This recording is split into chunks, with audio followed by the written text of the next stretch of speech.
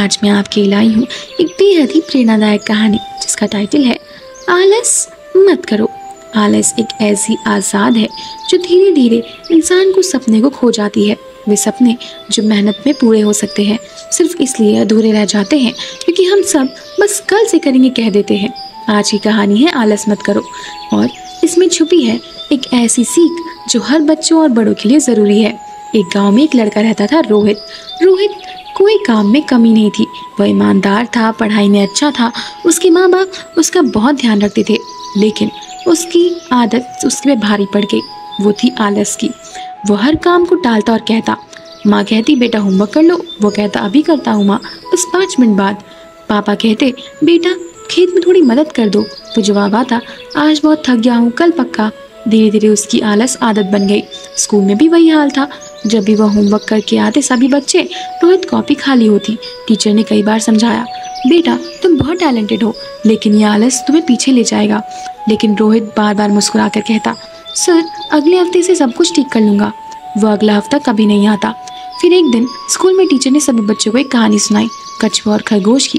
Teacher ने कहा कछुआ तेज था लेकिन घमंडी और लापरवाही, वहीं कछुआ धीमा था लेकिन लगातार चलता रहा और मेहनत करता रहा। वह जीत गया। सभी बच्चियों तालियां बजा रहे थे, लेकिन चुपचाप रोहित सोच में पड़ गया। समय बीतता गया, वार्षिक परीक्षा आने वाली थी। सभी बच्चे दिन रात मेहनत कर रहे थे, लाइब्रेरी में घंटों पढ़ाई चल रही थी। लेकिन रोहित वो तो अभी पुरानी बात दोबारा कह रहा था, अभी तो बहुत दिन है, बाद में पढ़ लेंगे। अंत में परीक्षा आ गई।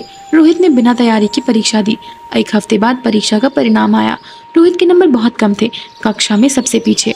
टीचर ने रिपोर्ट कार्ड दिखाते हुए कहा, देखा रोहित, हमने पहले ही कहा था, आलस सिर्फ पछतावा मिलता है, हमें मेहनत से सफलता मिलती है। रोहित को बहुत दुख हुआ। उसने पहली बार खुद को आईने में देखा और सोचा, क्या मैं ऐसा कैसे बन गया? क्या मैं कभी बदल सकता हूँ?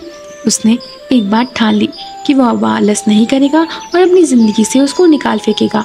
उसके एक टाइम टेबल बनाया, सुबह जल्दी उठना, पढ़ाई करना, हर काम को समय पे करना और उसकी खुद की अनुशासित कर लिया।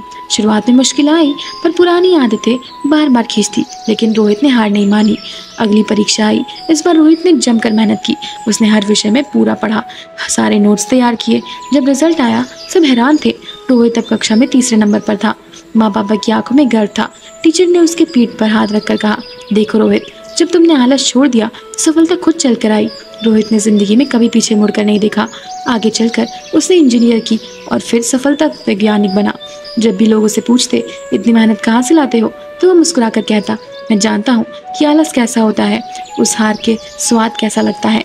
अब फिर भी मैं उस रास्ते पर कभी नहीं जाऊँगा। बच्चों और दोस्तों, इस कहानी से हमें यह सीखने को मिलता है कि आलस एक मीठा जहर है। वो धीरे धीरे हमारी समय, हमारे सपनों और हमारे भविष्य को ख़त्म कर देता है। जो आज का काम कल पर डालता है उसका भविष्य कभी नहीं आता। अगर आप चाहेंगे कि आप अपने कर करें तो आज से आलस छोड़ो और मेहनत शुरू करो।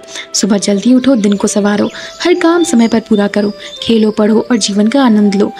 लेकिन आलसी मत बनो, क्योंकि जो समय को टालता है वो सफलता को खुद से दूर करता है। तो दोस्तों, आपको ये कहानी पसंद आई हो तो इसमें कुछ सीखने को मिला है तो आप अपने दोस्तों के साथ इसे शेयर ज़रूर करें।